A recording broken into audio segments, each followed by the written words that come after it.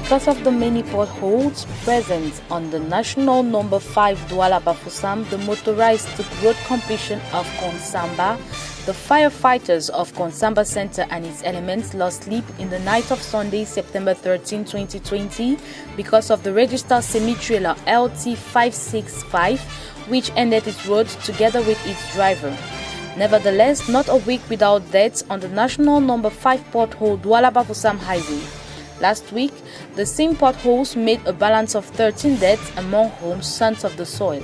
The population plead with the government to do something about this road that makes victims almost every week.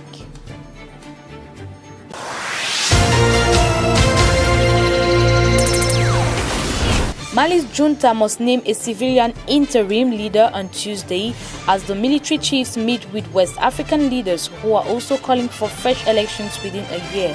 The 15-nation regional bloc known as ECOWAS gathered for a summit in Ghana, with its new president Nana Akufo-Addo also attending.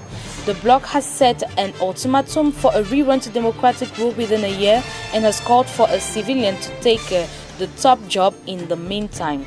The military junta backed an arrangement for an 18-month transition government on Saturday, but said the interim president chosen to oversee the transitional government could come from the military. The junta seized power in August 18 coup that overthrew President Boubacar Keïta.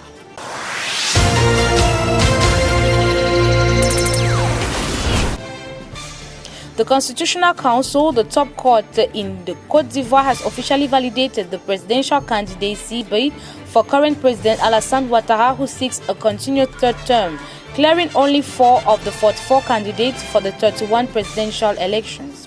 Mamadou Kone, the president of Ivory Coast Constitutional Council, read out that its list in a public address. The final list of candidates for the election of a president of the Republic to be held on October 31st, 2020 is hereby adopted as follows: Alassane Ouattara, Afin Guessan Pascal, Bédié Kona Aimé Henri, Kwadio Kona Bertin.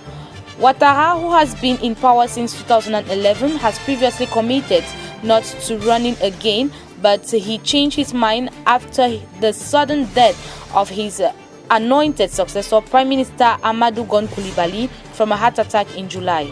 He initially postponed his decision to run for a third term to mourn and pay respects to the late Prime Minister, but eventually filed his bid, which has not been validated by the Council. His presence in the presidential race is controversial, as many Ivorians refer to the constitution, which limits presidents to only 2 terms in office. However, Ouattara and his supporters argue that a seemingly questionable and some believe deliberate 2016 constitutional tweak resets the clock. Apart from the list of candidates valuable to run for the presidency is rebel leader turned Prime Minister Guillaume Soro, in self-imposed exile in France, the former ally President Ouattara, and his candidacy bid filed on his behalf by his supporters, which was initially rejected by the Independent Electoral Commission, proclaiming that any person committed for a misdemeanor of a crime and stripped of their civil rights could not run for president. Also kept out of the race by the council and with a bid initially rejected for the same reasons is former President Laurent Gbagbo. He appears to be extremely popular and beloved among his devoted supporters, who formed a pro-Gbagbo coalition, calling themselves Together for Democracy and Sovereignty, and unapologetically submitted a candidacy bid in the state. Unfortunately, the lack of a senator rendered to the bid inadmissible by the council.